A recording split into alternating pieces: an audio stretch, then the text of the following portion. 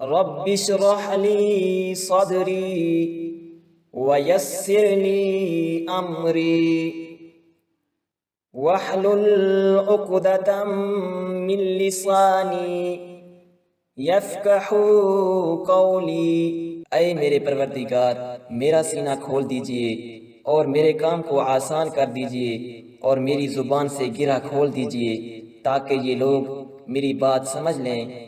हमने model auxiliary को one by one करके देखा कि ट्रांसलेशन के हवाले से, सिचुएशन के हवाले से, सेंटेंसेस के हवाले से हम उनको किस किस तरह से यूज कर सकते हैं। कैन कहाँ कहाँ पे यूज होता है, कुड कहाँ पे यूज होता है, वुड कैसे यूज होता है, शुड कहाँ पे यूज होता है, मस्ट कहाँ पे यूज होता है, मे माइट कहाँ पर यूज करते हैं। तो मैंने आपसे क्या कहा, देखिए मैंने आपसे ये कहा कि हम दो तरह से पढ़ेंगे। एक तो ट्रांसलेशन के हवाले से पढ़ेंगे, सिचुएशन के हवाले से पढ़ेंगे, एक स्ट्रक्चर के हवाले से पढ़ेंगे। देखिए अभी अगर मैं दो सेंटेंसेस, दो क्वेश्चंस लिखूंगा और हम दोनों का डिफरेंस देखेंगे, फिर हम उससे आगे स्ट्रक्चर की बात करेंगे। देखिए ट्रांसलेशन के हवाले से आपका क्वेश्चन किस तरह का हो सकता है कि आपको फॉर्म ऑफ वर्ब का नहीं कहा जाएगा, आपको मॉडल ऑक्सिलरी का कहा जाएगा। जैसे देखिए मैं सेंटेंस लिखता हूं, मैं बोलता हूं ही डैश ड्राइव अ कार। इस तरह क्वेश्चन को समझिएगा। अब यहां पर फॉर्म ऑफ वर्ब लिखी हुई है और फॉर्म ऑफ वर्ब क्या लिखी हुई है, ड्राइव, यानी कि वर्ब की फर्स्ट फॉर्म लिखी हुई है। अब इसके साथ ऑप्शन आ जाए, कैन का ऑप्शन आ जाए, इसी तरह कुड का ऑप्शन आ जाए, इसी तरह शुड का ऑप्शन आ जाए और मस्ट का ऑप्शन आ जाए। और मैं आपसे बोलूं कि बेटे इन चारों में से इसका करेक्ट ऑप्शन कौन सा होगा, तो अजीब सी बात यह होगी कि चारों ऑप्शन ठीक हो सकते हैं। He can drive a car भी ठीक है, he could drive a car भी ठीक है, he should drive a car भी ठीक है और he must drive a car भी ठीक है। क्योंकि ये चारों मॉडल ऑक्सिलरी में जब आप एक्टिव वॉइस के लिए लिखते हैं तो चारों के साथ आप वर्ब की कौन सी फॉर्म यूज करते हैं, फर्स्ट फॉर्म, जो कि फर्स्ट फॉर्म लिखी हुई है।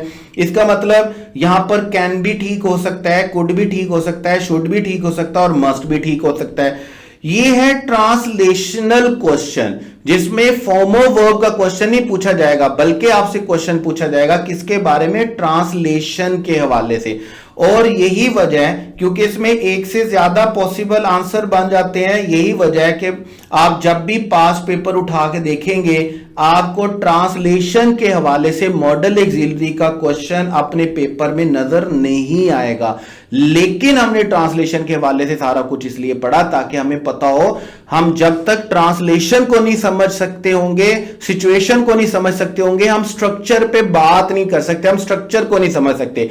अब आपका काम यह है कि इससे अगली बात शुरू करने से पहले आपने क्या करना है, आप इससे पहले जितनी भी स्लाइड्स देखकर आए हैं, कैन की, कुड की, वुड की, शुड की, ऑट टू, मस्ट की, मे की, माइट की, आपने एक दफा दोबारा उनको जरा जल्दी जल्दी से गो थ्रू करना है और जल्दी जल्दी गो थ्रू करके सिर्फ ये देखते जाना कि कौन सी फॉर्म यूज की गई है। आप देख रहे होंगे कहीं पर फर्स्ट फॉर्म यूज की गई है, कहीं पर बी के साथ थर्ड फॉर्म यूज की गई है, कहीं पर बी के साथ आईएनजी फॉर्म यूज की गई है, कहीं पर हैव के साथ थर्ड फॉर्म यूज की गई है। तो different form of verb use की गई है जो हमारा स्ट्रक्चर का क्वेश्चन है। देखिए स्ट्रक्चर का क्वेश्चन कुछ यूं बनता है हमारे पास, स्ट्रक्चर का क्वेश्चन हमारे पास यूं बनता है, जैसे मैं बोलता हूं ही डैश कंप्लीटेड, ठीक है, अभी मैंने वैसे ही लिख दिया शी डैश कंप्लीटेड। अब मैं अल्फा ऑप्शन बना रहा हूं, she could has completed, she could had completed, she could have completed और he could having। अब मैं अगर स्ट्रक्चर के क्वेश्चन को देखूं तो मुझे यहां पर इसके ट्रांसलेशन से कोई लेना देना नहीं है, मुझे स्ट्रक्चर में सिर्फ यह देखना है कि मुझे किस मॉडल ऑक्सिलरी के साथ कौन सा वर्ब लिखना है। मेरा कंसर्न वर्ब है, मेरा कंसर्न उसकी ट्रांसलेशन नहीं है। जैसे देखिए हम किसी भी मॉडल ऑक्सिलरी के साथ हैज, हैड या हैविंग का एडिशन नहीं करते। हमें अगर कंबाइंड लिखना है तो कंबाइंड लिखने के लिए कंपाउंड हेल्पिंग वर्ब लिखना है तो हम हैव लिखते हैं। इस सेंटेंस को कंप्लीट करूंगा मैं किसके साथ, he could have completed। यहां पर मुझे कोई और चीज नहीं चाहिए, मुझे ट्रांसलेशन सिचुएशन नहीं देखनी, मुझे सिर्फ और सिर्फ अपना स्ट्रक्चर देखना है। और जब हम स्ट्रक्चर की बात करेंगे, जब हम मॉडल ऑक्सिलरी के स्ट्रक्चर की बात करेंगे, तो ये बात पल्ले बांध ले जो मैं आपको 4 स्ट्रक्चर बता रहा हूं। ये 4 स्ट्रक्चर्स आप रट्टा मार ले, जेहन में बिठा ले, हड्डियों में रचा बसा ले, खून में रचा बसा ले। आपका मॉडल ऑक्सिलरी का क्वेश्चन कभी कंपेटिटिव एग्जाम में, आपके एमडी कैट एग्जाम में कभी भी गलत नहीं होने वाला अगर आप ये 4 स्ट्रक्चर समझ लेते हैं। देखें, जिस तरह हमारे पास एक्शन 4 तरह का होता है, इसी तरह हमारे पास मॉडल ऑक्सिलरी भी कितनी तरह का होता है? 4 तरह का। हमें 3 तरह का, परफेक्ट कंटीन्यूअस नहीं होता, बाकी तीनों टेंसेस होते हैं हमारे पास, तीनों तरह का एक्शन होता है। जैसे देखें, सबसे पहले हम मॉडल ऑक्सिलरी को लिखते हैं सेंटेंस में इंडेफिनेट वर्ब के तौर पर, फिर हम मॉडल ऑक्सिलरी को लिखते हैं कंटीन्यूअस वर्ब के तौर पर। अगर आप इसको एक दफा अच्छे से समझ लेते हैं तो बिलीव मी, आप कभी भी गलती नहीं करने वाले। तीसरी तरह से हम इनको लिखते हैं परफेक्ट में, ठीक है। और 4th रूल जो आपने याद रखना है, इसका आपने याद रखना है पैरेलल स्ट्रक्चर के हवाले से, जो मैं आपको 12 दफा वक्तन फो वक्तन दरमियान दरमियान में बताता आया हूं, ठीक है। देखें, 4 पॉइंट सिर्फ आपने याद रखने हैं। मॉडल ऑक्सिलरी इंडेफिनेट एक्शन के लिए, मॉडल ऑक्सिलरी कंटीन्यूअस एक्शन के लिए, मॉडल ऑक्सिलरी परफेक्ट के लिए, और मॉडल ऑक्सिलरी पैरेलल स्ट्रक्चर के लिए। और एक बात, जब मैं यहां पर मॉडल ऑक्सिलरी का वर्ड लिख रहा हूं या बोल रहा हूं, तो ये आपने याद रखना है, यहां पे मॉडल ऑक्सिलरी का मतलब हमारे पास कैन का वर्ड है, हमारे पास कुड का वर्ड है, हमारे पास वुड का वर्ड है, हमारे पास शुड है, शुड के साथ ऑट टू, और आपको पता है दोनों एक दूसरे का सिनोनिम है। उसके बाद हमारे पास वर्ड है मस्ट, उसके बाद हमारे पास मॉडल ऑक्सिलरी है मे, और मे के बाद है माइट। एक बात पल्ले बांध लें, अभी हम यहां पर जिन स्ट्रक्चर की बात करेंगे वो सारे के सारे इन मॉडल ऑक्सिलरी से रिलेटेड है। यानी कि अभी हम जिन स्ट्रक्चर की बात करेंगे, ये can, could, would, should, ought to, must, may, might, ये सब पर अप्लाई होंगे, ये किसी एक के लिए नहीं है। यही वजह थी कि जब हमने मॉडल ऑक्सिलरी स्टार्ट किए तो मैंने मॉडल ऑक्सिलरी को सेपरेट कर दिया। मैंने कहा ये हमारे पास मॉडल ऑक्सिलरीज हैं, ये हमारे पास है सेमाई मॉडल ऑक्सिलरी। सेमाई मॉडल ऑक्सिलरी का स्ट्रक्चर ये नहीं होता, इसलिए हमने उनको अलहदा स्ट्रक्चर की वजह से अनयूजुअल वर्ब्स में रखा। तो अभी हमने क्या करना है, याद रखिएगा, यहां पर हम जब भी मॉडल ऑक्सिलरी का वर्ड बोलेंगे तो आपको याद रखना है, इसमें कैन शामिल है, कुड शामिल है, would, should, ought to, must, may और माइट शामिल है। ये सब के लिए होगा। उसके बाद आगे चलते हैं, तो हमारे पास हमने कहा 4 स्ट्रक्चर हमें याद रखने हैं, इंडेफिनेट, कंटीन्यूअस, परफेक्ट और पैरेलल स्ट्रक्चर के लिए। देखें, जब आप इंडेफिनेट की बात करेंगे तो इंडेफिनेट में आपने याद रखना है, इंडेफिनेट में आपने मॉडल ऑक्सिलरी में उसी तरह वॉइस देखनी है जिस तरह आप टेंसेस में देखते हैं। जिस तरह टेंसेस में 2 वॉइसेस होती हैं, इसी तरह मॉडल ऑक्सिलरी में भी 2 वॉइसेस होती हैं। एक वॉइस हमारे पास कौन सी होती है? एक्टिव वॉइस, और एक हमारे पास कौन सी होती है? Passive voice. एक्टिव और पैसिव वॉइस का मतलब, जैसे देखें, हमने तब क्या बात की थी, अगर आपको याद हो, हमने कहा था कि जब भी किसी सेंटेंस की वॉइस देखनी हो ना, तो वॉइस देखने के लिए हम सेंटेंस में सब्जेक्ट देखते हैं। अगर सेंटेंस में सब्जेक्ट मौजूद है तो देन हमारे पास वॉइस कौन सी होगी? एक्टिव। और अगर सेंटेंस में सब्जेक्ट मौजूद नहीं है तो फिर हमारे पास वॉइस कौन सी होगी? पैसिव। ये जो एक्टिव पैसिव वाला फार्मूला, ये सिर्फ टेंसेस के लिए नहीं है, ये मॉडल ऑक्सिलरी के लिए भी है। जैसे देखिए, मैं कुछ सेंटेंसेस बोल रहा हूं, इन पे जरा गौर कीजिएगा कि ये एक्टिव है या पैसिव है। जैसे देखिए, हमारे पास वर्ड है, सेंटेंस है, मैं कहता हूं तुम्हें कुरान मजीद की तिलावत करनी चाहिए, और मैं सेकंड सेंटेंस बोलता हूं कुरान मजीद की तिलावत की जानी चाहिए। हमें वालिदैन की इज्जत करनी चाहिए, वालिदैन की इज्जत की जानी चाहिए। तुम्हें अपने वक्त की कदर करनी चाहिए, वक्त की कदर की जानी चाहिए। देखिए अभी जो मैं सेंटेंसेस बोल रहा हूं उसमें एक एक्टिव और एक क्या चल रहा है, पैसिव। तुम्हें अपने वालिदैन की इज्जत करनी चाहिए और वालिदैन की इज्जत की जानी चाहिए। ये जो दो सेंटेंसेस हैं इसमें तुम्हें अपने वालिदैन की इज्जत करनी चाहिए, इसमें चूंकि इज्जत करने वाला मौजूद है सेंटेंस में तो ये क्या होगा, एक्टिव वॉइस। और वालिदैन की इज्जत की जानी चाहिए, उसमें इज्जत करने वाला मौजूद नहीं है, वालिदैन की तो इज्जत की जा रही है, तो इसमें हमारे पास वॉइस कौन सी होगी, पैसिव वॉइस। देखिए याद रखिएगा, अगर आप मॉडल ऑक्सिलरी लिख रहे हैं, अगर आप टेंस लिख रहे हैं तो आपको सबसे पहली चीज जिसका ख्याल रखना है वो क्या है, वॉइस। और वॉइस में आपने क्या देखना है, अगर सेंटेंस में सब्जेक्ट मौजूद है तो देन हमारे पास कौन सी वॉइस होगी, एक्टिव वॉइस। और अगर सब्जेक्ट मौजूद नहीं है तो फिर हमारे पास कौन सी वॉइस होगी, पैसिव वॉइस। याद रखिएगा। अब यहां पर हमारे पास क्या है कि अगर मॉडल ऑक्सिलरी इंडेफिनेट सूरत में लिखा हुआ है तो आपने याद रखना है, आपने मॉडल ऑक्सिलरी के साथ वर्ब की कौन सी फॉर्म लिखनी है, फर्स्ट फॉर्म। और यहां पर अगेन वही बात, मॉडल ऑक्सिलरी का मतलब क्या है, can, could, would, should, ought to, must, may, might. इसमें बाकी modal auxiliary need, dare, is, going to, is to, am to, are to, was to, were to, has, have, had शामिल नहीं है। और अगर आप पैसिव स्ट्रक्चर लिख रहे हैं तो फिर आपने मॉडल ऑक्सिलरी के साथ बी का एडिशन करना है और बी के एडिशन के साथ आपने वर्ब की कौन सी फॉर्म लिखनी है, थर्ड। यानी कि जहां पर भी देखिए, अगर मैं दो सेंटेंसेस को ट्रांसलेट करता हूं, मैं कहता हूं ही शुड या he must recite the holy Quran, उसे कुरान की तलावत करनी चाहिए।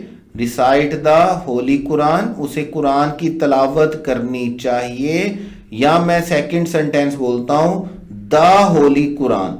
अब अगर मैं सेंटेंस में होली कुरान को पहले ले आऊंगा तो होली कुरान सब्जेक्ट नहीं है बल्कि होली कुरान क्या है, ऑब्जेक्ट है। तो मैं यहां पर लिखूंगा the holy Quran must be. और जब मैं मस्ट बी लिखूंगा तो मैं वर्ब की कौन सी फॉर्म लिखूंगा, थर्ड फॉर्म। जैसे देखिए मैं बोलता हूं we should respect our parents, parents should be respected. You should, you must concentrate on your studies. Studies must be concentrated. We must value our time. Time must be valued. जब भी आप indefinite सूरत में, indefinite sense में modal auxiliary use करेंगे तो model auxiliary active voice में verb की first form आएगी और पैसिव वॉइस में वर्ब में थर्ड फॉर्म के साथ आप बी का एडिशन करेंगे। याद रखिएगा।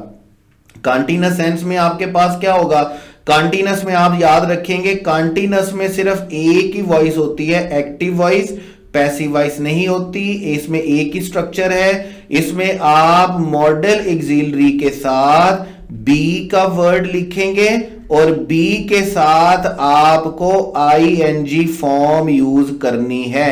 जैसे फर्ज करें मैं बोलता हूं हमें कुरान मजीद की तिलावत करते रहना चाहिए तो हम क्या लिखेंगे, we must be reciting the holy Quran. जब भी आप कंटीन्यूअस सेंस में मॉडल ऑक्सिलरी को यूज करेंगे तो यहां पर आप बी फॉर्म के बाद थर्ड फॉर्म नहीं लिखेंगे बल्कि बी फॉर्म के बाद कौन सी फॉर्म लिखेंगे, आईएनजी फॉर्म। उसके बाद परफेक्ट सेंस में भी वैसे ही आपने याद रखना है, यहां पर भी आपके पास दो वॉइसेस होने वाली हैं। एक वॉइस आपके पास क्या होगी, एक्टिव वॉइस, और एक वॉइस आपके पास क्या होगी, पैसिव वॉइस। और यहां पर आपने याद रखना है कि आपने मॉडल ऑक्सिलरी में अगर परफेक्ट सूरत में एक्टिव वॉइस लिखनी है तो एक्टिव वॉइस में आपने मॉडल ऑक्सिलरी के साथ एडिशन करना है हैव का, और हैव के साथ आपको डेफिनेटली वर्ब की कौन सी फॉर्म लिखनी है, थर्ड फॉर्म। और अगर पैसिव लिखना है, अगर आपके पास पैसिव सेंटेंस है तो फिर आपने मॉडल ऑक्सिलरी के साथ हैव बीन लिखना है और हैव बीन के साथ आपको डेफिनेटली वर्ब की कौन सी फॉर्म लिखनी है, थर्ड फॉर्म। और एक बात यहां पे पल्ले बांध लेनी है।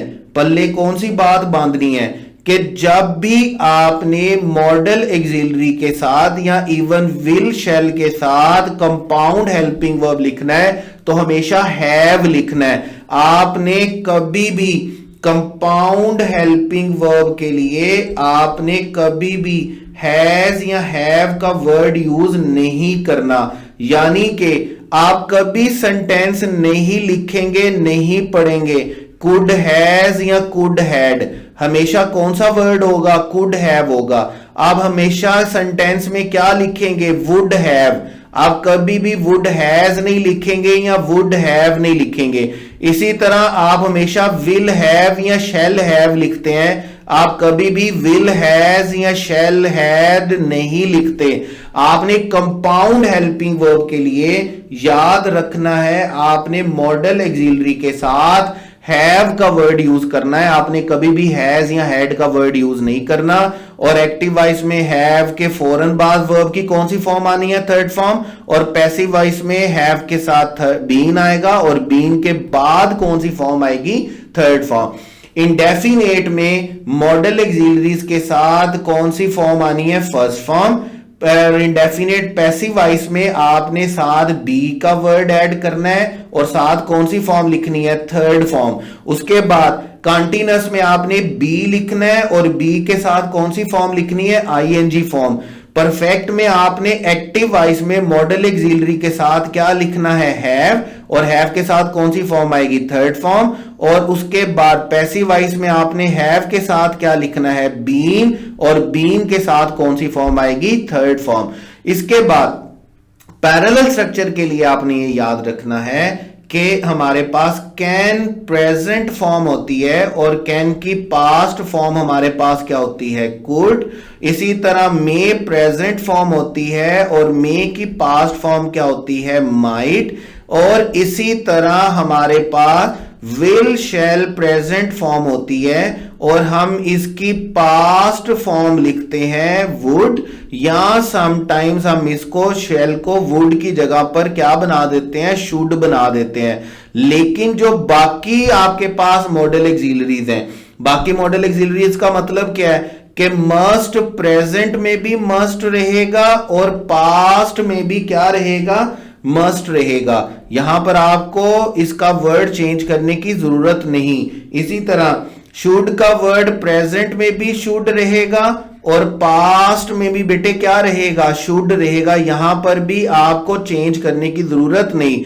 इसी तरह ऑट टू का वर्ड भी ऑट टू रहेगा और पास्ट में भी ये क्या रहेगा, ऑट टू। यहां पर भी आपको चेंज कुछ भी करने की जरूरत नहीं है। और इसी तरह आपने जब भी ये इन वर्ड्स को लिखना है, मस्ट को, शुड को, ऑट टू को, आपने कभी भी इनको चेंज नहीं करना, ये प्रेजेंट और पास्ट में सेम रहेंगे। जैसे देखें, अगर मैं छोटी सी एग्जांपल लिखूं, मैं कहता हूं he said that he can do it. इसको हम जब पैरेलल स्ट्रक्चर पढ़ेंगे ना अपने वर्ब का, हमारा आखिरी जो है वो टॉपिक है वो है पैरेलल स्ट्रक्चर। जब हम पैरेलल स्ट्रक्चर पढ़ेंगे तो हम पैरेलल स्ट्रक्चर में बकायदा तौर पर रूल पढ़ेंगे, किसका, मॉडल एक्सिलरी का। मैं फटाफट से एग्जांपल से आपको समझा देता हूं इस बात को, ताकि आपके लिए थोड़ी सी आसानी हो जाए। जैसे देखें, he said he can do it. अब सेंटेंस का फर्स्ट पार्ट किसमें चल रहा है, पास्ट में, और सेकंड पार्ट भी किसमें होना चाहिए, पास्ट में। क्योंकि इंग्लिश के अकॉर्डिंगली अगर हम सेंटेंस का फर्स्ट पार्ट पास्ट में लिखते हैं तो सेकंड भी किसमें लिखना है, पास्ट में। तो कैन प्रेजेंट फॉर्म होती है, इसको पास्ट फॉर्म में लेकर के जाने के लिए, इसे पास्ट फॉर्म में लेकर के जाने के लिए हम कैन की जगह पर जो वर्ड यूज करेंगे वो हमारे पास क्या होगा, कुड का। क्योंकि कैन की पास्ट फॉर्म हमारे पास क्या होती है, कुड। इसलिए हमें पैरेलल स्ट्रक्चर के लिए याद रखना है कि कैन पास्ट प्रेजेंट फॉर्म है और इसकी पास्ट फॉर्म क्या होती है, कुड। इसके बाद मे प्रेजेंट फॉर्म है और पास्ट फॉर्म क्या होती है, might. Will shell present form है और वुड शुड क्या होती है, पास्ट फॉर्म। मस्ट के साथ, शुड के साथ और ऑट टू के साथ हमें प्रेजेंट या पास्ट के बारे में परेशान होने की जरूरत नहीं है। तो मॉडल एक्सिलरी में जब आप स्ट्रक्चर की बात करेंगे ना, तो स्ट्रक्चर के हवाले से आपको ये 4 पॉइंट याद रखने हैं। नंबर 1 आपको क्या याद रखना है नंबर 1 याद रखना है कि हम मॉडल ऑक्सिलरी को यूज करते हैं इंडेफिनेट सेंस में। इंडेफिनेट सेंस में यूज करेंगे तो आपका सेंटेंस या तो एक्टिव होगा या पैसिव होगा। सब्जेक्ट मौजूद हुआ तो एक्टिव है, सब्जेक्ट मौजूद ना हुआ तो क्या होगा, पैसिव। सब्जेक्ट मौजूद है, एक्टिव है, तो मॉडल ऑक्सिलरी के साथ वर्ब की कौन सी फॉर्म आएगी, फर्स्ट फॉर्म। और अगर पैसिव है तो मॉडल ऑक्सिलरी के साथ आपने बी का एडिशन करना और बी के साथ वर्ब की कौन सी फॉर्म लिखनी है, थर्ड फॉर्म। इसी तरह कंटीन्यूअस एक्शन में सिर्फ एक ही स्ट्रक्चर होता है, एक्टिव। सब्जेक्ट के साथ भी एक्टिव स्ट्रक्चर लिखते हैं, ऑब्जेक्ट के साथ भी एक्टिव स्ट्रक्चर लिखते हैं। हमारे पास स्ट्रक्चर ही एक पाया जाता है, एक्टिव। यहां पर आपने मॉडल ऑक्सिलरी के साथ क्या लिखना है, बी, और बी के साथ आपको क्या फॉर्म लिखनी है, आईएनजी फॉर्म। फिर हमारे पास परफेक्ट सेंस आ जाती है थर्ड तरह से, और थर्ड तरह से हमारे पास क्या होता है, सेकंड में हम इसको कैसे लिखते हैं, सेकंड में हम कंटीन्यूअस के लिए, और थर्ड में हम इसको किसके लिए लिखते हैं, परफेक्ट में। परफेक्ट में अगर एक्टिव सेंटेंस है तो हम हैव लिखेंगे और हैव के साथ वर्ब की कौन सी फॉर्म लिखेंगे, थर्ड फॉर्म। अगर पैसिव सेंटेंस है तो हम हैव लिखेंगे और हैव के साथ हमें पैसिव होने की वजह से यहां पर बीन लिखना है और बीन के साथ वर्ब की कौन सी फॉर्म यूज करनी है, थर्ड फॉर्म। फिर पैरेलल स्ट्रक्चर में जब हम आते हैं, फोर्थ और आखिरी बात जो इनके बारे में है वो यह है कि पैरेलल स्ट्रक्चर में कैन प्रेजेंट फॉर्म होती है और कुड इसकी क्या होती है, पास्ट फॉर्म। में प्रेजेंट फॉर्म होती है और माइट इसकी कौन सी फॉर्म होती है, पास्ट फॉर्म। विल शैल हमारे पास प्रेजेंट फॉर्म्स हैं और इनकी पास्ट फॉर्म्स हमारे पास क्या होती हैं, वुड और शुड। हम ज्यादातर वुड यूज करते हैं, लेकिन हमें मस्ट की सूरत में, हमें शुड की सूरत में और हमें ऑट टू की सूरत में प्रेजेंट और पास्ट के बारे में परेशान होने की जरूरत नहीं है, क्योंकि ये प्रेजेंट में और पास्ट में सेम रहते हैं, इनमें कोई चेंज नहीं आता, याद रखिएगा।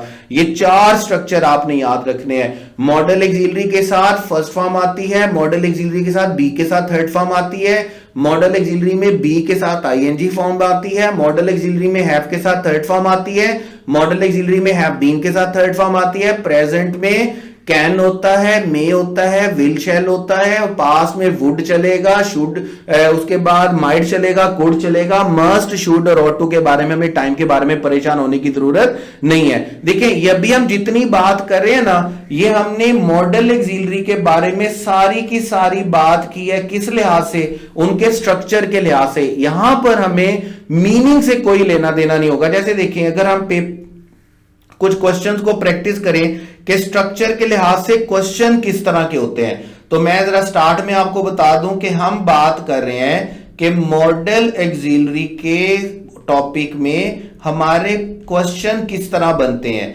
और हम यहां पर आपके पास इन 6 क्वेश्चंस के बाद जो नेक्स्ट 3 क्वेश्चंस होंगे वो हमारे पास पेपर्स के क्वेश्चन है। मॉडल ऑक्सिलरी में हम बात कर रहे हैं स्ट्रक्चर की, यहां पर हमारा ट्रांसलेशन का कोई लेना देना नहीं है। यहां पर हमने ये देखना है कि हमें जो ऑप्शन में स्ट्रक्चर दिया गया है उनमें से जो सबसे करेक्ट स्ट्रक्चर है वो कौन सा है, हमें करेक्ट स्ट्रक्चर निकालना। हमारा ट्रांसलेशन के साथ कोई लेना देना नहीं है। और मजे की बात यह कि समटाइम्स तो ऐसा होता है कि जब आप मॉडल ऑक्सिलरी के स्ट्रक्चर के क्वेश्चन को सोल्व कर रहे होते हैं ना, अब बगैर स्टेटमेंट पढ़े ऑप्शंस पढ़ के क्वेश्चन को ठीक कर देते हैं। लेकिन हर तरह इस तरह नहीं होता, हर दफा इस तरह नहीं होता। जैसे देखिए हमारे पास क्वेश्चन नंबर 1 है, एमसीक्यूज 1 है, she must sometimes dash to run away. अब देखिए हमारे पास क्या लिखा हुआ है, मस्ट। अब लिखा हुआ है हैज, हैव, हैविंग और हैज। मैंने अभी आपको क्या बताया कि मॉडल ऑक्सिलरी के साथ जब आपने कंपाउंड हेल्पिंग वर्ब बनाना है परफेक्ट में, तो आपने जस्ट हैव यूज करना है।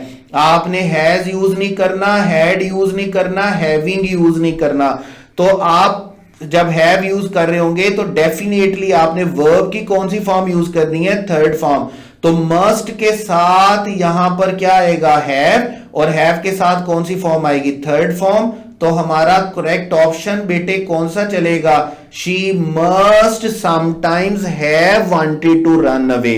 आपको ट्रांसलेशन नहीं देखनी है, आपको स्ट्रक्चर देखना अपने स्ट्रक्चर के साथ रहना है। और स्ट्रक्चर वही है जो मैंने आपको बताए हैं। मॉडल ऑक्सिलरी के साथ फर्स्ट फॉर्म आती है, बी के साथ थर्ड फॉर्म आती है, बी के साथ आईएनजी फॉर्म भी होती है, हैव के साथ थर्ड फॉर्म आएगी, हैव के साथ बीन के साथ थर्ड फॉर्म आएगी, कैन प्रेजेंट होता है, कुड पास्ट होता है, मे प्रेजेंट होता है, माइट पास्ट होता है और वुड पास्ट फॉर्म होती है विल और शैल की। शुड, मस्ट और ऑट टू की सूरत में हमें परेशान होने की जरूरत नहीं होती। उसके बाद देखिएगा सेकंड क्वेश्चन पर चलते हैं। सेकंड क्वेश्चन में हमारे पास क्या है, द चेयर डैश। अब जब आप सेंटेंस पढ़ेंगे ना तो सेंटेंस स्टार्ट हो रहा है चेयर से।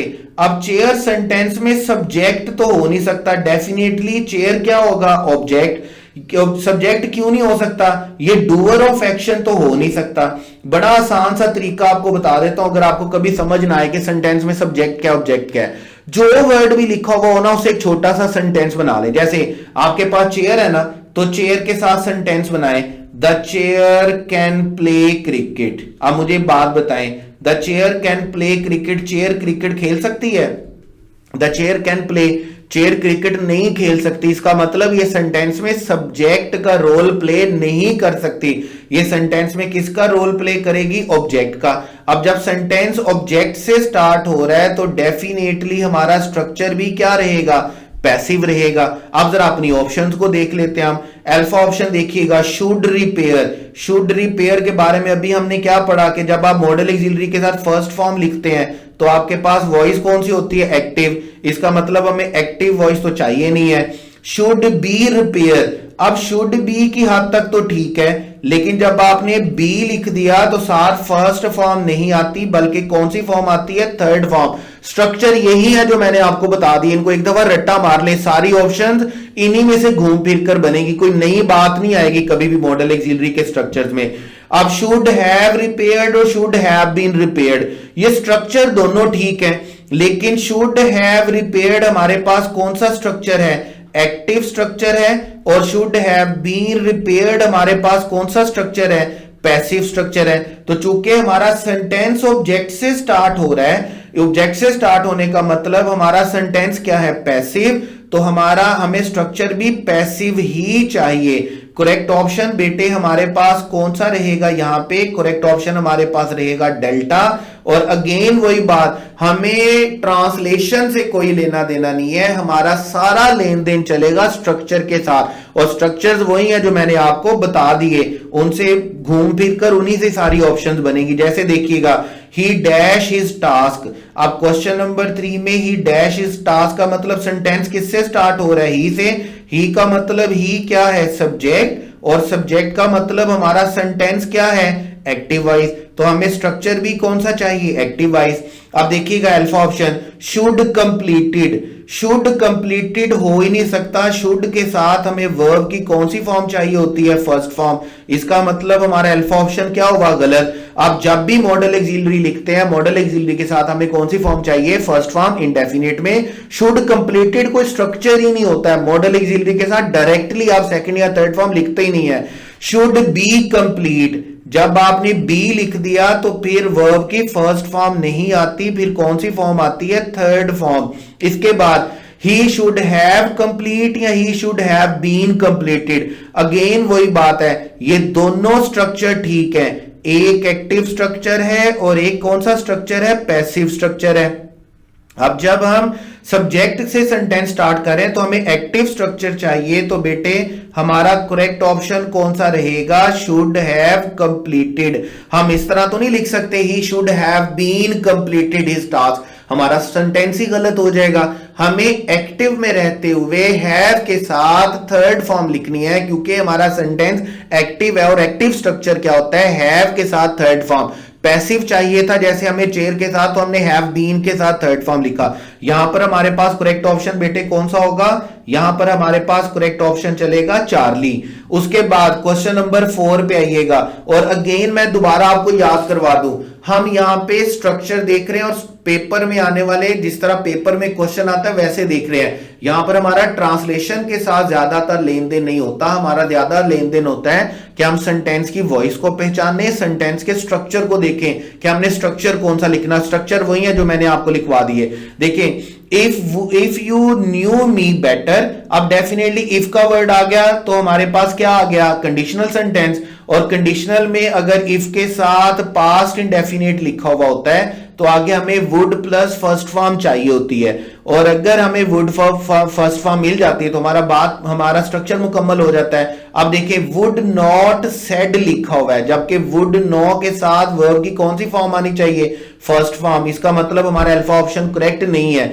हम मॉडल ऑक्सिलरी के साथ डायरेक्ट सेकंड या थर्ड फॉर्म नहीं लिखते हैं। उसके बाद वुड नॉट हैव से, जब आपने हैव लिख दिया तो फिर यहां पे से नहीं होना चाहिए, यहां पे कौन सी फॉर्म होनी चाहिए, थर्ड फॉर्म। इसका मतलब बीटा ऑप्शन भी स्ट्रक्चर ही ठीक नहीं है।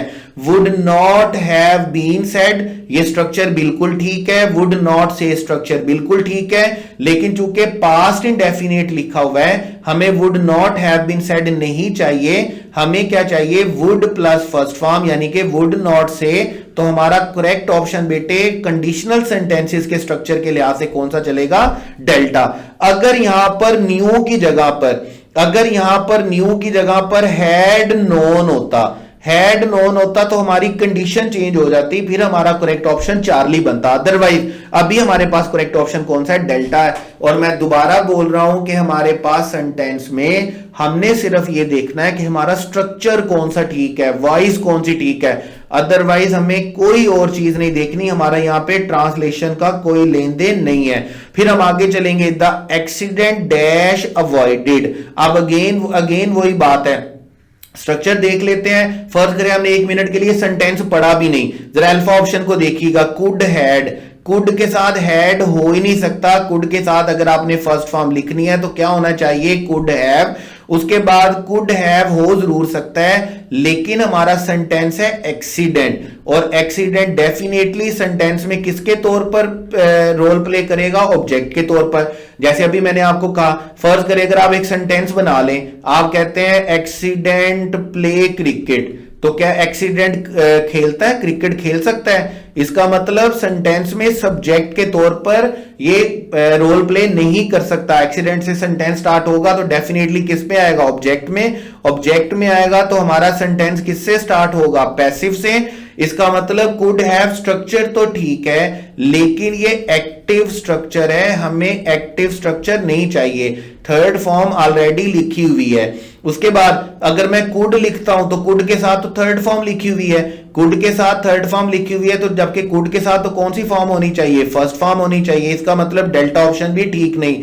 कुड हैव बीन के साथ थर्ड फॉर्म हमारा करेक्ट ऑप्शन है, और हमारा करेक्ट ऑप्शन बेटे कौन सा चलेगा, हमारा करेक्ट ऑप्शन चलेगा चार्ली। हमें एक्सीडेंट की वजह से पैसिव स्ट्रक्चर चाहिए, और पैसिव स्ट्रक्चर क्या है, कुड हैव बीन। उसके बाद चलेंगे, she ought to dash careful, she ought to have been, she ought to have, और she ought to have been। देखिए हमारे पास सेंटेंस कैसे चलेगा, मोर केयरफुल, ठीक है। अब देखें, she ought to be more careful होना चाहिए। she ought to के साथ हमारा सेंटेंस मुकम्मल नहीं है। सेंटेंस मुकम्मल कब होगा, जब शुड और टू के साथ वर्ब की कौन सी फॉर्म होगी, फर्स्ट फॉर्म होगी। यानी कि अगर मैं इसके साथ सेंटेंस ठीक करना चाहता तो ये सेंटेंस होना चाहिए था, she ought to be more careful। फिर हमें बी लाजमी लिखना है, वर्ब तो डेफिनेटली लाजमी आएगा। मोर केयरफुल वर्ब तो नहीं है, मोर केयरफुल हमारे पास क्या है, एडजेक्टिव है। तो यहां पर हमें हमारा वर्ब मिसिंग है, इसका मतलब हमारी अल्फा ऑप्शन क्या है, गलत। उसके बाद हम चलते हैं, ought to have being। जब आपने हैव लिख दिया तो बीइंग नहीं आएगा, बल्कि क्या आना चाहिए, बीन आना चाहिए। इसका मतलब हमारा बीटा ऑप्शन भी क्या है, गलत। उसके बाद हमारे पास है ought to have। जब आपने हैव लिख दिया, she ought to have more careful, तो सेंटेंस का स्ट्रक्चर, सेंटेंस का मीनिंग ही नहीं बनता। इसका मतलब हमारी चार्ली ऑप्शन भी गलत है। करेक्ट ऑप्शन बेटे हमारे पास कौन सा चलेगा, करेक्ट ऑप्शन हमारे पास चलेगा delta. She ought to have been more careful, उसे ज्यादा मुहतात रहना चाहिए था। तो करेक्ट ऑप्शन बेटे हमारे पास कौन सा चलेगा, डेल्टा। यहां पर ought to के साथ have आएगा, और बीन यहां पर किसके तौर पर फंक्शन करेगा, वर्ब की थर्ड फॉर्म के तौर पर फंक्शन करेगा, और वर्ब के तौर पर फंक्शन करेगा। इसलिए हमारा करेक्ट ऑप्शन बेटे कौन सा होगा, डेल्टा। देखें, जब आप मॉडल ऑक्सिलरी के स्ट्रक्चर वाले क्वेश्चन कर रहे होते हैं तो आपका ट्रांसलेशन से कोई ज्यादा लेन देन नहीं होता, आपको स्ट्रक्चर देखने होते हैं। और स्ट्रक्चर वही है जो मैंने आपको बता दी, सिर्फ आपको 4 बातें याद रखनी है, कोई लंबी चौड़ी बात आपको याद रखने की जरूरत नहीं है। उसके बाद फर्दर हमारे पास ये जो आपकी स्क्रीन के सामने है 3 क्वेश्चन, ये तीनों क्वेश्चन आपके पास्ट पेपर के हैं। मैंने आपको पास्ट पेपर की क्वेश्चन आपके निकाल दिए ताकि आपको पता रहे कि आपके मॉडल ऑक्सिलरी के सेंटेंसेस, मॉडल ऑक्सिलरी के एमसीक्यूज पेपर में किस तरह है। जैसे देखें क्वेश्चन नंबर एमसीक्यूज नंबर 1 देखिएगा, choose the grammatically correct sentence, I should dash business acumen. मैंने आपको क्या कहा कि जब भी आपने मॉडल ऑक्सिलरी के साथ कंपाउंड हेल्पिंग वर्ब बनाना है तो आपने हमेशा क्या लिखना है, हैव। आपने कभी भी हैज या हैड का वर्ड यूज नहीं करना, याद रखिएगा, ये दोनों वर्ड यूज नहीं करने। अब यहां पर अल्फा ऑप्शन में देखिएगा, शुड के साथ क्या लिखा हुआ है, हैड। चार्ली ऑप्शन में देखिएगा क्या लिखा हुआ है, चार्ली में क्या लिखा हुआ है, शुड हैज, और डेल्टा में शुड भी लिखा हुआ है और मे भी लिखा हुआ है। अब दो मॉडल ऑक्सिलरी तो इकट्ठा नहीं आएंगे, इसका मतलब हमारा अल्फा हैड की वजह से गलत है, हमारा चार्ली हैज की वजह से गलत है, और हमारा डेल्टा मे की वजह से गलत है। हमारा करेक्ट ऑप्शन, हमारा करेक्ट सेंटेंस कैसे रहेगा, I should have business acumen. आपको स्ट्रक्चर देखना है, और स्ट्रक्चर देखना मॉडल ऑक्सिलरी का इंतहाई आसान होता है, मुफ्त का एक नंबर है पेपर में अगर आपका मॉडल ऑक्सिलरी आ गया। आगे चलेंगे और आगे आप देखेंगे एमसीक्यूज 2 में आपका मॉडल ऑक्सिलरी आता है कंडीशनल सेंटेंस के कॉन्टेक्स्ट में। अल्फा ऑप्शन देखिएगा, इफ यू हैड आस्क्ड, जब पास्ट इंडेफिनिट होता है तो हमें पास्ट इंडेफिनिट के लिए, पास्ट परफेक्ट के लिए, sorry had asked past perfect के लिए हमें सेकंड क्लॉज चाहिए होती है। किसमें हमें सेकंड क्लॉज चाहिए होती है, would have plus third form में।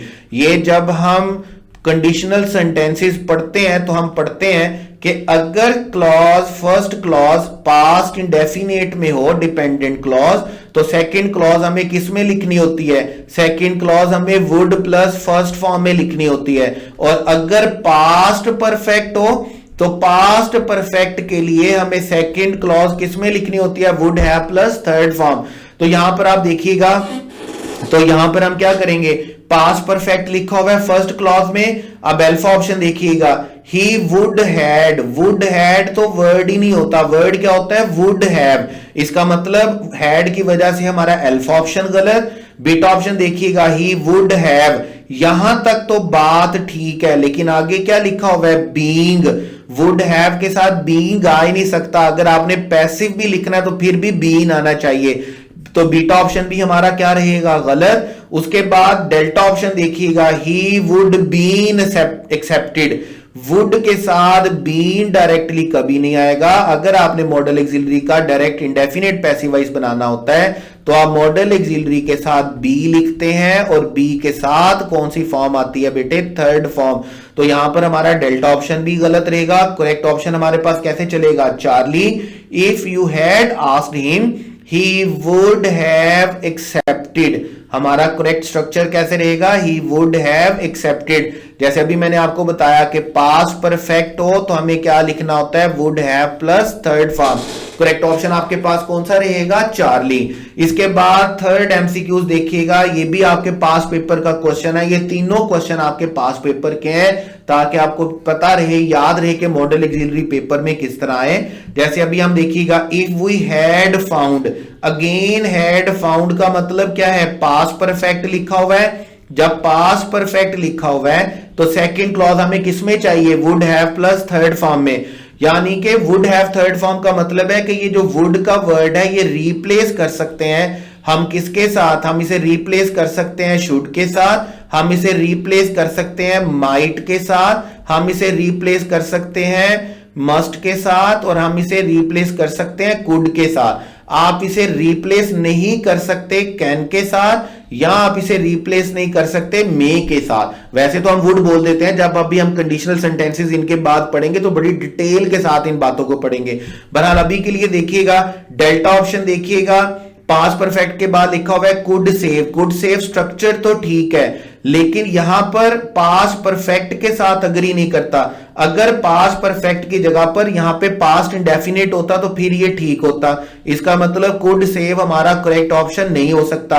वी हैड सेव्ड, यहां पे तो डायरेक्टली पास्ट परफेक्ट लिख दिया गया, जबकि यहां पर हमें मॉडल ऑक्सिलरी का स्ट्रक्चर चाहिए। इसका मतलब हमारा चार्ली ऑप्शन भी क्या है, गलत। और सेम वही बात प्रेजेंट परफेक्ट लिख दिया गया, वो भी किसी सूरत में भी एक्सेप्टेबल नहीं है। करेक्ट ऑप्शन आपके पास क्या चलेगा, वी कुड हैव सेव्ड। हमें कुछ और नहीं देखना, हमें ट्रांसलेशन नहीं देखनी, हमें सिर्फ क्या देखना है, स्ट्रक्चर। और स्ट्रक्चर के लिहाज से थर्ड एमसीक्यूज में जो कि आपके पास पेपर का है, आपका क्या रहेगा, आपका करेक्ट क्वेश्चन क्या रहेगा, we could have save. Correct option आपके पास क्या रहेगा, अल्फा। क्योंकि अगर सेंटेंस का फर्स्ट पार्ट पास्ट परफेक्ट में हो तो सेकंड में आपको क्या चाहिए होता है, सेकंड में आपको मॉडल एक्सिलरी के साथ हैव चाहिए होता है, और हैव के साथ थर्ड फॉर्म चाहिए होती है अगर एक्टिव है। और अगर पैसिव है तो डेफिनेटली आपको मॉडल एक्सिलरी के साथ हैव चाहिए, और हैव के साथ बीन, और बीन के साथ कौन सी फॉर्म चाहिए, थर्ड फॉर्म। लेकिन यहां पर कंडीशनल में याद रखिएगा, हम कैन और मे नहीं लिखते, बल्कि हम कुड लिख सकते हैं, शुड लिख सकते हैं, माइट लिख सकते हैं, मस्ट लिख सकते हैं और वुड लिख सकते हैं। कैन और मे हम यहां पर शामिल नहीं करते। तो ये आपके पास मॉडल एक्सिलरी के स्ट्रक्चर के क्वेश्चन है जो आपने देखे, 6 क्वेश्चन पहले और ये 3 क्वेश्चन आपके पास पेपर के कि मॉडल एक्सिलरी का क्वेश्चन पेपर में कैसे आता है। इंतहाई आसान क्वेश्चन होता है, बिलीव मी, मुफ्ती का 1 नंबर होता है अगर आपने चारों स्ट्रक्चर याद किए हुए हैं। और चारों स्ट्रक्चर अगर मैं आपको दोबारा फटाफट से 1 मिनट में अगर हम इनको दोबारा बोलें तो हमने ये कहा कि मॉडल एक्सिलरी के जो स्ट्रक्चर्स हैं उनमें पहला स्ट्रक्चर, पहली बात हमें क्या याद रखनी है, इंडेफिनेट में हमें वॉइस देखनी है। अगर एक्टिव वॉइस है तो एक्टिव वॉइस की सूरत में हमें मॉडल एक्सिलरी के साथ क्या लिखनी है, वर्ब की फर्स्ट फॉर्म। और अगर पैसिव वॉइस है तो पैसिव वॉइस की सूरत में हमें मॉडल एक्सिलरी के साथ क्या लिखनी है, मॉडल एक्सिलरी के साथ बी लिखना है, और बी के साथ कौन सी फॉर्म लिखनी है, थर्ड फॉर्म। इसी तरह हमने कहा अगर हम कॉन्टिन्यूअस सेंस में लिख रहे हैं तो कॉन्टिन्यूअस सेंस में सिर्फ एक ही स्ट्रक्चर होता है। ऐसी सूरत में आपने मॉडल एक्सिलरी के साथ वर्ब के, मॉडल एक्सिलरी के साथ बी लिखना है, और बी के साथ कौन सी फॉर्म लिखनी है, आईएनजी फॉर्म।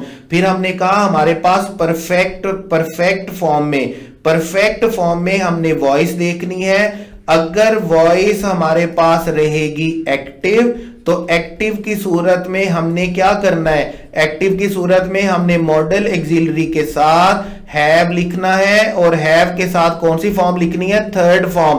और कभी भी इस हैव को आपने रिप्लेस नहीं करना हैज के साथ या हैड के साथ। और अगर आपके पास पैसिव वॉइस सेंटेंस है, आपका सेंटेंस ऑब्जेक्ट से स्टार्ट हो रहा है, तो आपने मॉडल एक्सिलरी के साथ हैव लिखना है और हैव के साथ बीन का एडिशन करना है इसको पैसिव वॉइस बनाने के लिए, और वर्ब की थर्ड फॉर्म लिखनी है। और फिर हमने पैरेलल स्ट्रक्चर के लिए कुछ बातें याद रखनी है। पैरेलल स्ट्रक्चर में क्या याद रखना है, कैन प्रेजेंट है और इसकी पास्ट फॉर्म क्या है, कुड। मे प्रेजेंट है और इसकी पास्ट फॉर्म क्या है, माइट। इसी तरह आप वुड यूज करते हैं पास्ट फॉर्म के लिए, और किसकी पास्ट फॉर्म के लिए, विल की पास्ट फॉर्म के लिए या शेल की पास्ट फॉर्म के लिए। इसके अलावा मस्ट, प्रेजेंट और पास्ट दोनों में क्या रहेगा, सेम। शुड, प्रेजेंट और पास्ट दोनों में क्या रहेगा, सेम, कुछ भी चेंज करने की जरूरत नहीं। और टू बी, प्रेजेंट और पास्ट में क्या रहेगा, चेंज। और टू को भी कुछ चेंज करने की जरूरत नहीं है हमें। तो शुड, मस्ट और टू ये हमारे पास प्रेजेंट और पास्ट में क्या रहेंगे, सेम रहेंगे। बाकी कैन प्रेजेंट होगा, कुड पास्ट होगा, मे प्रेजेंट होगा और माइट पास्ट होगा। आपको कोई ज्यादा चीजें स्ट्रक्चर के लिए याद नहीं रखनी, आपको सिर्फ और सिर्फ ये 4 चीजें स्ट्रक्चर के हवाले से याद रखनी है। इन्हीं में से घूम फिर कर क्वेश्चन बनता है, इन्हीं में से घूम फिर कर ऑप्शंस बनती हैं। और मुझे अल्लाह के घर 100% यकीन है कि अगर आप तहिया करके, मेहनत करके, कोशिश करके एक दफा ये मॉडल एक्सिलरी का लेक्चर कंप्लीट पढ़ लेते हैं, समझ लेते हैं, नोट कर लेते हैं, याद कर लेते हैं, तो believe me for life time आपके मॉडल एक्सिलरी का प्रॉब्लम क्या होगा, खत्म। यहां पर आकर हमारे पास तीसरी तरह का सेंटेंस खत्म होता है। मैं थोड़ा सा इसको रिवाइज कर दूं कि हमने कहा पहली तरह का सेंटेंस हमारे पास कौन सा होता है, जिसको हम क्या बोलते हैं, स्टेट ऑफ बीइंग। ये वो सेंटेंसेस है जिनमें कोई एक्शन टेक प्लेस नहीं हो रहा होता। फिर दूसरी तरह के सेंटेंसेस होते हैं टेंसेस, और तीसरी तरह के सेंटेंसेस हमारे पास है मॉडल एक्सिलरी। मॉडल एक्सिलरी को हमने ट्रांसलेशन के हवाले से भी देखा, सिचुएशन के हवाले से भी देखा और स्ट्रक्चर के हवाले से भी, और इसके साथ हमने कुछ क्वेश्चन भी प्रैक्टिस किए, और प्रैक्टिस करने के साथ पास पेपर के भी 3 क्वेश्चन हमने प्रैक्टिस किए। इंशाल्लाह ताला जब हम वर्ब की एक्सरसाइज में जाएंगे, प्रैक्टिस में जाएंगे, तो बहुत सारे क्वेश्चन आपके पास मॉडल एक्सिलरी के भी शामिल होंगे। अगर आपने लेक्चर अच्छे से नोट किया हुआ हो, लेक्चर अच्छे से पढ़ा हुआ होगा, इंशाल्लाह ताला प्रैक्टिस के बाद गलती के चांसेस बिल्कुल 0 रह जाएंगे, जो कि हमारा टारगेट भी है, हमारा मिशन भी है। और इंशाल्लाह ताला हम मेहनत करते रहेंगे, मिलकर कोशिश करते रहेंगे, तो अल्लाह ताला जरूर हमें 100% कामयाबी अता करेगा। Wish you all the best. Allah Hafiz.